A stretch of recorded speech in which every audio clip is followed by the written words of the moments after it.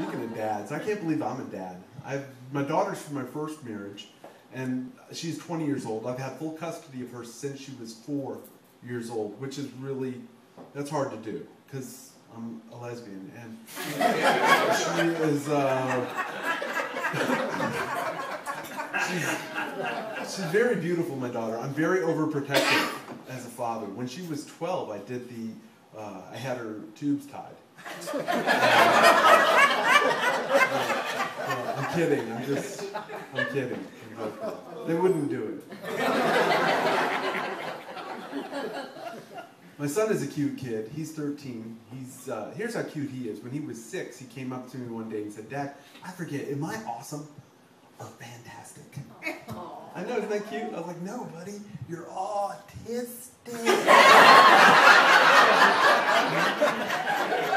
I was like, how many times have I told you that?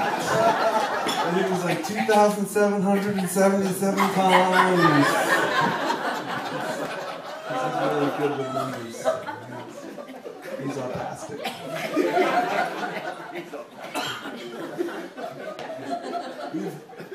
I'm just being a dick. He doesn't have autism, okay? I understand. He just has ADD, that's all. We've had him in Taekwondo since he was 4, and now he's 13. He got his black belt when he was 8. I mean, he got his African American.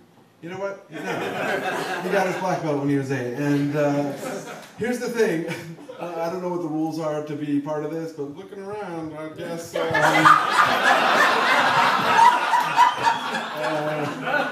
Where was I? I don't want to focus. We're moving on. My son, that's what we were talking about. He's got his black belt.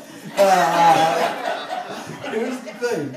I heard a noise one night, and it woke me up, and I said to my wife, "Lock the door." And I went to my daughter's room and said, "Honey, lock your door." And I went to my son's room, and I was like, "Wake up, little man. I think someone's in the kitchen downstairs. Don't forget your belt. Put your belt on, okay? I'll be here when you get back. Don't forget secret knock. His daddy's a wussy." That is a true story. Okay, I'm jealous of my kids, and I'll be honest. And here's why. My daughter got diagnosed ADD when she was 12. My son was diagnosed when he was 6. I got diagnosed when my daughter was 12, okay?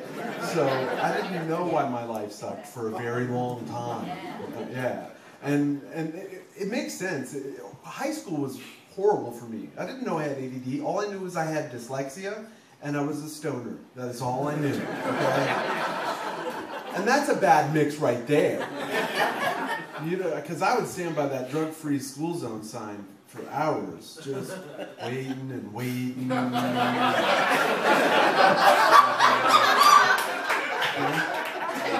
that, tell a friend, all right? Pass that around. I appreciate that. The guys and the jocks in high school were jerks to me. They were mean. They would always tease me for being a stoner. They would say stuff like, "Stoners have bad memory loss." And I'd be like, "Yeah, well, that's not so bad. Because how about when you go to load the bong and it's already loaded?" That's a bonus right there.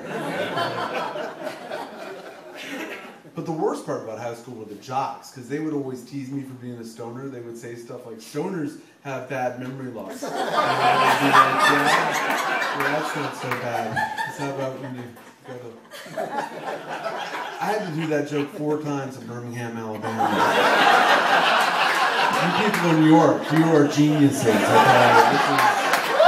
Yeah, you are NASA engineers or something. You've all been played a daily double or something in your day, I think. It's nice to be around smart people. Woo! Yeah, high school was crazy. You can't smoke that stuff all the time, though. It'll warp your perception. One time I was really wasted watching a show on television about harassment in the workplace, and I saw a girl who had been harassed, and I was thinking, who would have harassed her? Not to be mean, but her face was all scrambled and cubed, and her voice was like, "I was sitting at my desk when a man came up from behind." I was like, "Ew, oh, no way." Right? Of course he got her from behind.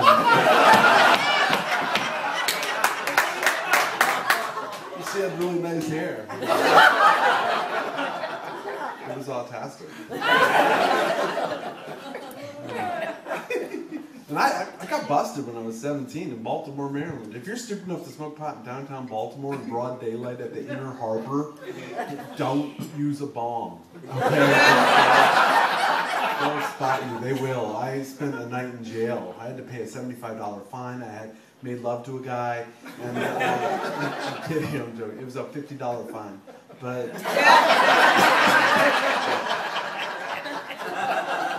don't judge me. Those letters are nice to get from time to time. Okay? The court, that was crazy. They say it's I didn't have a judge, I had a jury, and they say it's a jury of your peers, but peers are people just like you, okay? I was 17. That would have been awesome if I had had a jury of my peers. I think I would have got off scot-free.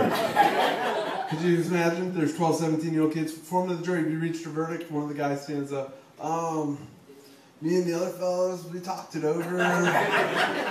And let him go, man.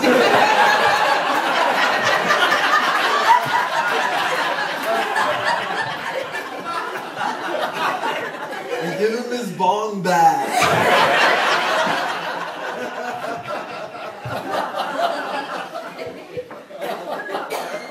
You guys are fun. I'm having way too much fun with you. I've been doing this a long time. I just want to get on TV. That's what my next goal is. I want to get on a late night show. I'm trying to do that right now, working on it, getting sets like this, taking the best little parts, sending them in, seeing what we can do. And I like TV. I like TV shows that aren't, not reality TV shows, but TV shows that have real people on them. And you're like, what's the difference? Here's the difference. Reality TV show, Big Brother, okay? What's the one with trying to get married? The guy with the Brett Michaels, I forget. There's all these shows that are, the one I'm talking about, one of my favorites, Antiques Roadshow. That's the one that's not crazy reality TV. It's real people, but just coming on the show with stuff from their house.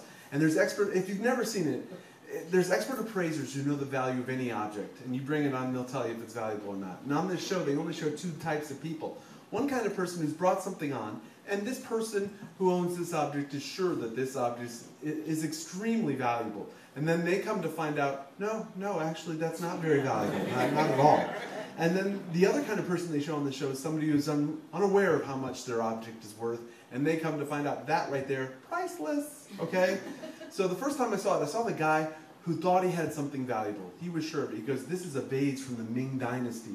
And the expert appraisers say, these markings here are consistent with that time frame, but if you'll notice here on the bottom where it's etched made in Taiwan, you see that right there? That's bad, okay? Because the Ming Dynasty didn't know English, and that is written in English. And then I saw this other guy come on the show, and he was like, I found this stick in my basement. It's like a carved stick with writing on it. What do you think that's worth right there, that stick? And the expert appraiser's like, so this is the staff that was used by Moses for Red Sea. You might want to put that in some bubble wrap. Dang. This was in my basement 3 months ago when my basement flooded. I wish I'd known.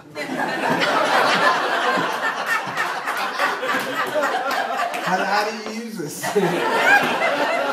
Power of Christ compels thee. Power of Christ. It ain't working. I'm not trying to be mean towards Christ either. I'm a Christian. I believe in the rapture. I do. I got a moonroof in my car. I'm serious about it.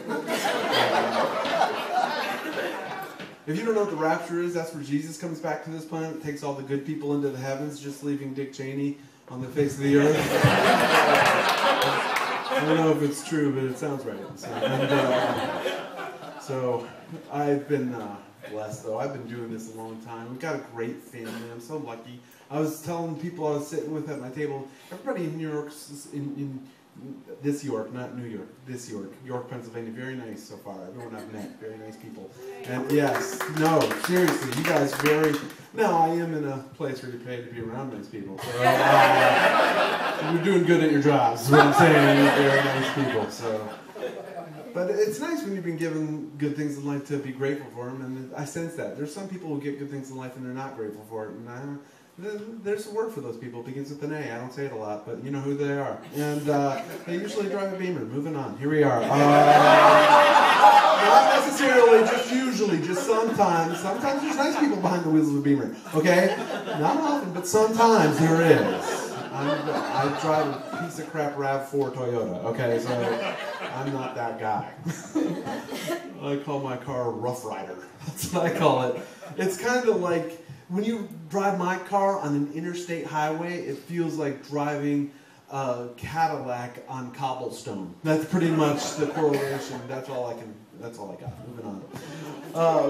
I was telling everybody at my table there about my cats. We have 2 cats. One cat that thinks it's a dog from the last life because it catches and fetches and brings it back. And we have a dog that's a black lab, half black lab, half white, but really good at retrieving. We have buried my son's hamster 13 times now, so it's like, that's a good girl bringing it back. Here's a treat, good girl. I think no more treats for that. That's what I think. That's probably the problem right there. So, I'm trying to encourage the retrieving though. So, where was I? Oh,